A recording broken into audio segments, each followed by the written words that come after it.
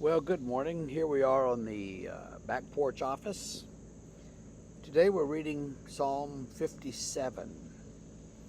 Be merciful to me, O God, be merciful to me, for in you my soul takes refuge. In the shadow of your wings I will take refuge till the storms of destruction pass by. I cry out to God Most High, to God who fulfills his purpose for me. He will send from heaven and save me.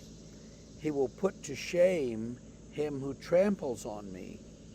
God will send out his steadfast love and his faithfulness. My soul is in the midst of lions. I lie down amid fiery beasts, the children of man, whose teeth are spears and arrows, whose tongues are sharp swords. Be exalted, O God, above the heavens. Let your glory be over all the earth. They set a net for my steps. My soul was bowed down. They dug a pit in my way, but they have fallen into it themselves. My heart is steadfast, O God, my heart is steadfast. I will sing and make melody. Awake, my glory, awake, O harp and lyre. I will awake the dawn. I will give thanks to you, O Lord, among the peoples. I will sing praises to you among the nations. For your steadfast love is great to the heavens, your faithfulness to the clouds. Be exalted, O God, above the heavens. Let your glory be over all the earth. Now, you might find it somewhat strange to go back and read the heading for this psalm, which says, to the choir master, according to Do Not Destroy, a miktam of David when he fled from Saul in the cave. That is in 1 Samuel 22. And basically, Saul had this ongoing sort of war with the Philistines. Philistines were the Phoenicians who'd settled down in the Gaza Strip, and they'd established 5 cities: Gath, Askelon, and 3 others.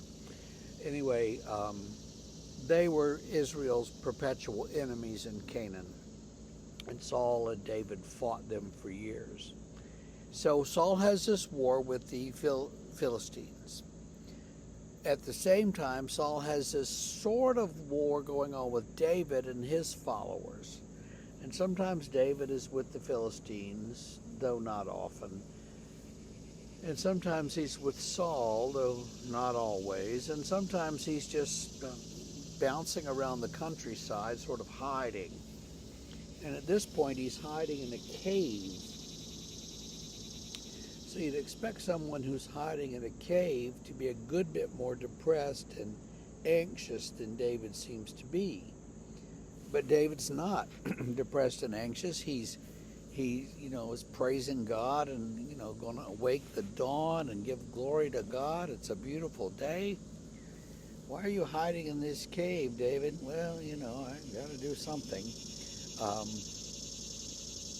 So it's weird, isn't it, that sometimes when we're hiding in caves, when we're afraid of something, when we're worried about our enemies, whatever they form that might take, we are at the same time at peace and feeling good that God is going to help us and God is on our side. So that's just I think it's a strange part of the faith, that our faith does not depend on our circumstances or our emotional state of being. Now, many years ago, the Campus Crusade for Christ, put out those little booklets, and they had little drawings in them, and one of them was a train, and it had a train engine, and that was faith, and it was fueled and had the coal car behind the train engine. They always had the engine and then the coal car, and they shovel the coal into the engine boiler to keep it going. And so the fuel for faith was fact. facts, of course, where Jesus died on the cross for you and things like that.